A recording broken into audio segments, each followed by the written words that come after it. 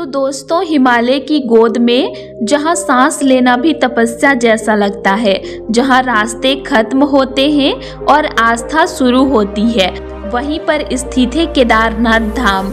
एक ऐसा स्थान जहाँ पत्थर बोलते हैं, जहाँ खामोशी भी मंत्र जैसी लगती है और जहाँ हर कदम पर इंसान खुद से नहीं बल्कि भगवान से मिलते हैं।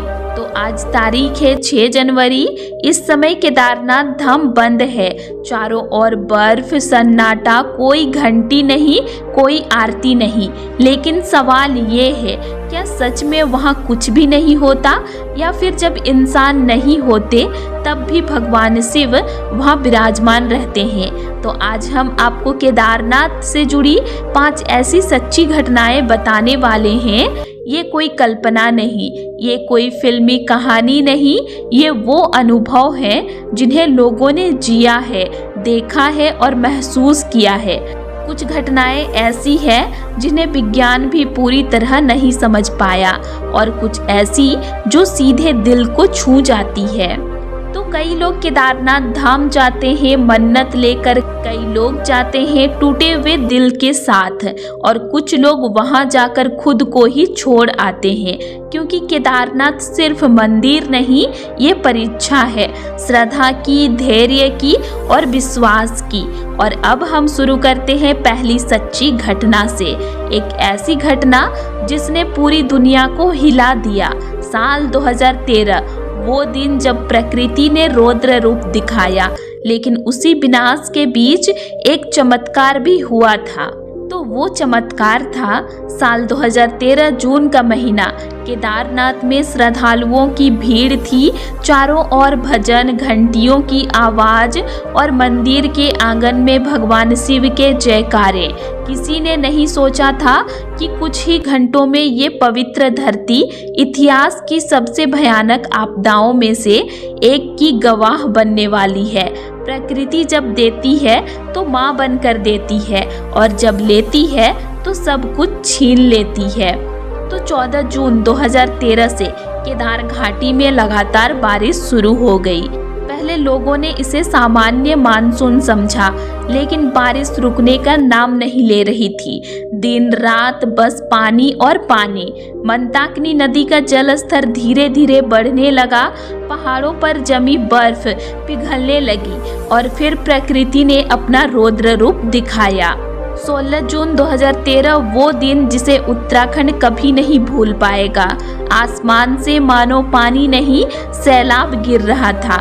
मंदाकिनी नदी अपनी सीमाएं तोड़ चुकी थी। पहाड़ों से पत्थर, मलबा, पेड़ सब कुछ बहकर नीचे आ रहा था। लोग चीख रहे थे, मदद मांग रहे थे। चारों ओर सिर्फ अराजकता, डर और मौत।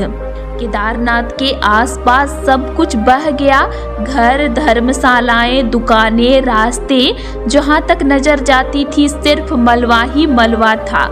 लेकिन इसी विनाश के बीच एक चीज आज भी उसी जगह पर खड़ी है, केदारनाथ मंदिर। ना उसकी दीवार टूटी, ना गर्भगृह को नुकसान पहुंचा। चारों तरफ तबाही, लेकिन मंदिर के अंदर दीपक जला हुआ था, और मंदिर के ठीक पीछे एक विशाल शिला आकर रुक गई। इसी शिला ने बाढ़ के तेज बहाव को 2 हिस्सों में बांट दिया और मंदिर को सीधा नुकसान होने से बचा लिया। वैज्ञानिक कहते हैं ये एक प्राकृतिक घटना थी, लेकिन श्रद्धालु कहते हैं ये भोलेनाथ की ढाल थी। आज भी उस शिला को लोग श्रद्धा से देखते हैं और उसे कहते हैं भीमशिला। कुछ श्रद्धालु जो मंदिर के अंदर थे वो बच गए थे। उनका कहना था जब बाहर सब बह रहा था तब मंदिर के अंदर एक अजीब सी शांति थी। कुछ लोगों ने कहा उन्हें लगा जैसे किसी ने मंदिर को अपने हाथों से थाम रखा हो। सवाल आज भी वही है, क्या ये सिर्फ संयोग था? क्या हजारों साल पुराना पत्थरों का मंदिर इतनी भीषण आपदा में यूं ही बच सकता था, या फिर वहां स्वयं महादेव विराजमान थे? विज्ञान हर चीज को तर्क से देखते हैं और आस्था हर चीज को विश्वास से, लेकिन केदारनाथ में ये दोनों एक ही जगह आकर ठहर जाते हैं, क्योंकि कुछ चीजें समझाई नहीं जाती, बस महसूस की जाती है। 2013 की आपदा सब कुछ ले गई, लेकिन केदारनाथ मंदिर आज भी खड़ा है, मानो कह रहा हो मैं था, मैं हूँ और मैं रहूँगा। ये सिर्फ पत्थर नहीं, ये विश्वास है। और अब हम लोग अगली घटना, एक ऐसा साधु जो आपदा से पहले आया, चेतावनी दी और फिर कभी दिखाई ही नहीं दिए, उस रहस्य के बारे में जानते हैं। तो केदारनाथ सिर्फ मंदिरों की भूमि नहीं, ये साधुओं और योगियों की तपोभूमि भी है। यहाँ सदियों से ऐसे लोग आते रहे हैं जो दुनिया से नहीं, ईश्वर से मिलने आते हैं। लेकिन 2013 की आपदा से पहले एक ऐसा साधु आया जिसने जो कहा वो सच हो गया। तो आपदा से लगभग एक दिन पहले मंदिर परिसर और आसपास एक साधु दिखाई देने लगा। साधारण कपड़े, कंधे पर झोला और आंखों में अजीब सी गंभीरता। वो किसी से पैसे नहीं मांगता था, ना भोजन ना आश्रय, बस लोगों से एक ही बात कहता था, यहाँ मत रुको, नीचे चले जाओ जल्दी।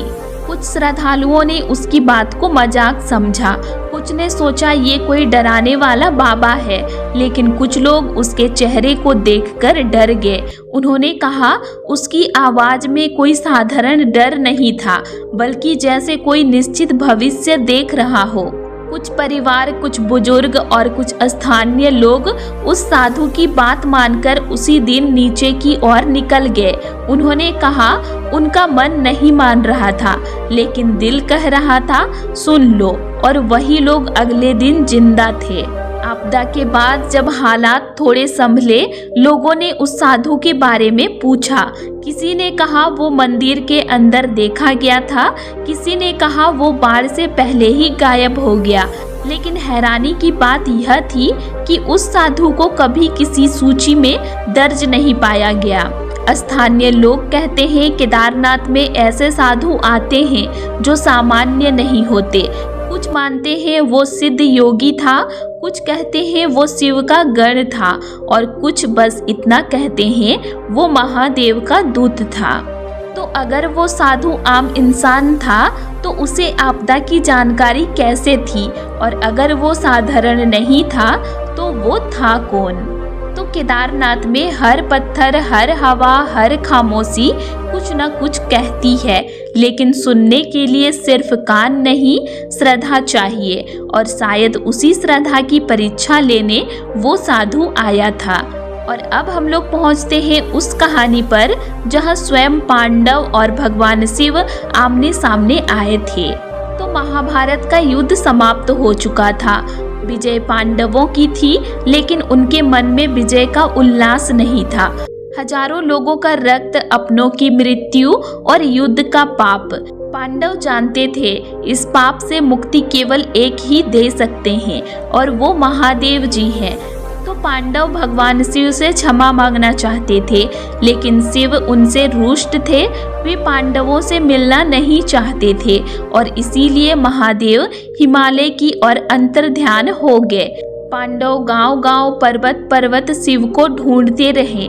फिर हिमालय में केदार नामक स्थान पर पांडवों ने एक विचित्र बैल को देखा। वो बैल साधारण नहीं था, उसकी आंखों में दिव्यता थी। पांडवों को आभास हो गया ये स्वयं भगवान शिव ही है। भीम ने उस बैल को पकड़ने की कोशिश की, लेकिन तभी वो बैल धरती में समाने लगा। भीम ने पूरी शक्ति लगाई और बैल का पिछला भाग पकड़ लिया, लेकिन शिव 5 भागों में प्रकट हुए। भगवान शिव के 5 अंग 5 स्थानों पर प्रकट हुए। केदारनाथ में पीठ, तुंगनाथ में भुजाएं, रुद्रनाथ में मुख, मध्य महेश्वर में नाभि और कल्पेश्वर में जटाएं। इन्हें ही कहा गया है पंच केदार। इसीलिए केदारनाथ में शिवलिंग अन्य जगहों जैसा नहीं है। यह शिव की पीठ की पूजा होती है, और यह दर्शाता है शिव ने पांडवों से मुख मोड़ लिया था, लेकिन फिर भी उन्होंने क्षमा दी। तो पांडवों ने वर्षों तक यहाँ पर तपस्या किए, और महादेव जी प्रसन्न हुए और उन्हें पापों से मुक्ति दी। कहा जाता है इसके बाद पांडव स्वर्ग की ओर प्रस्थान कर गए। तो केदारनाथ सिर्फ एक स्थान नहीं, ये पश्चाताप की भूमि है। जहां सबसे शक्तिशाली योद्धाओं को भी अपना अहंकार छोड़ना पड़ा था और तभी उन्हें मुक्ति मिली थी। लेकिन केदारनाथ की रहस्यमय कहानियां यहीं पर समाप्त नहीं होती है। अब बात करेंगे उस समय की जब मंदिर के दरवाजे बंद होते थे और फिर वहां कुछ होता है। तो केदारनाथ धाम साल के केवल 6 महीने खुला रहता है और बाकी 6 महीने पूरी दुनिया से कट जाता है। ना कोई श्रद्धालु, ना कोई आरती, ना कोई घंटी। लेकिन सवाल यह है, क्या सच में उस समय केदारनाथ खाली होता है? तो कार्तिक पूर्णिमा के दिन केदारनाथ के कपाट विधि विधान से बंद किए जाते हैं। हजारों श्रद्धालु आखिरी दर्शन करते हैं। महादेव की उत्सव डोली ऊखी मठ के लिए प्रस्थान करती है और उसके बाद केदारनाथ बर्फ की चादर ओढ़ लेते हैं। कहा जाता है कपाट बंद करते समय गर्भगृह में एक दीपक जलाया जाता है। वो दीपक पूरे 6 महीने वहीं पर जलता रहता है। ना कोई उसे देखता, ना कोई उसे छूता है और जब कपाट खुलते हैं तो दीपक वैसे ही जला हुआ पाया जाता है। कैसे, इसके बारे में कोई नहीं जानता। कई पुजारी बताते हैं सर्दियों में जब वो आसपास के क्षेत्रों में होते हैं तो उन्हें घंटियों की आवाज सुनाई देती है। कुछ कहते हैं बर्फीली हवाओं में मंत्रों की गूंज होती है और कुछ बस चुप रह जाते हैं। पुरानी मान्यता है जब इंसान केदारनाथ छोड़ देता है तब देवता वहां आते हैं।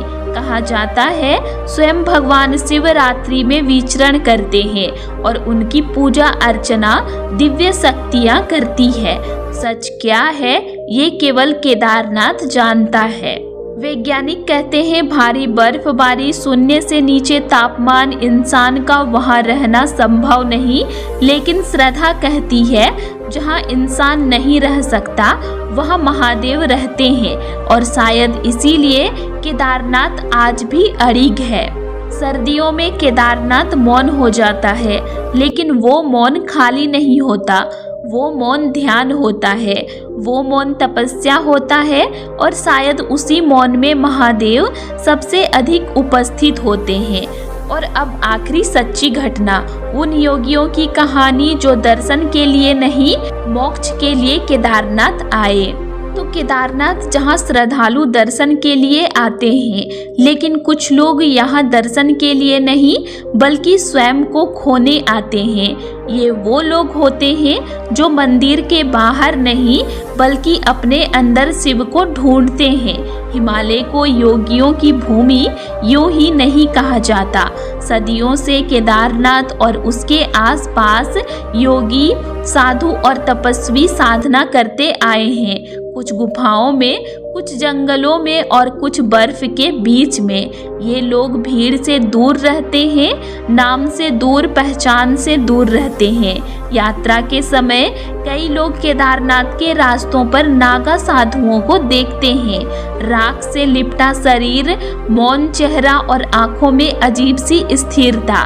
कहा जाता है ये साधु बरसों तक कठोर तपस्या करते हैं और फिर बिना बताए कहीं और चले जाते हैं। स्थानीय लोग बताते हैं कुछ योगी ऐसे भी होते हैं जो सालों तक केदार घाटी में रहते हैं। ना किसी से बात, ना किसी से संपर्क, केवल ध्यान और साधना। कहा जाता है ऐसे योगी मौसम, भूख और ठंड से परे हो जाते हैं। कुछ यात्रियों ने कहा उन्होंने किसी साधु को ध्यान में बैठे देखा, लेकिन कुछ देर बाद वहां कोई नहीं था, न पैरों का निशान, न कोई सामान। क्या वो सच में वहां थे या फिर वो सिर्फ एक झलक थी? भगवान शिव स्वयं आदि योगी है। योग की उत्पत्ति उन्हीं से मानी जाती है और कहा जाता है जहाँ शिव होते हैं वहाँ योगी स्वतः खींचे चले आते हैं। केदारनाथ इसीलिए सिर्फ मंदिर नहीं, ये जीवित साधना स्थल है।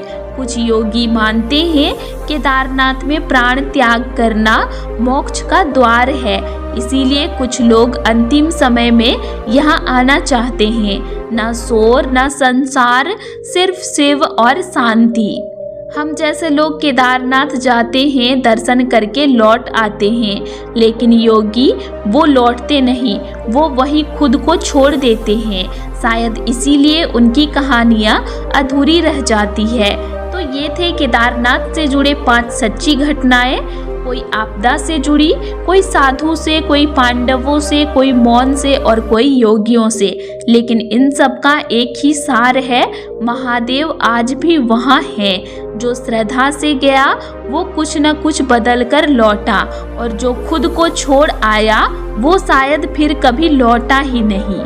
तो अगर इस वीडियो ने आपके मन को छुआ हो तो कमेंट में लिखिए जय बाबा केदार, और इस कथा को आगे बढ़ाइए, क्योंकि केदारनाथ की कहानियाँ सुनाई नहीं जाती, महसूस की जाती है।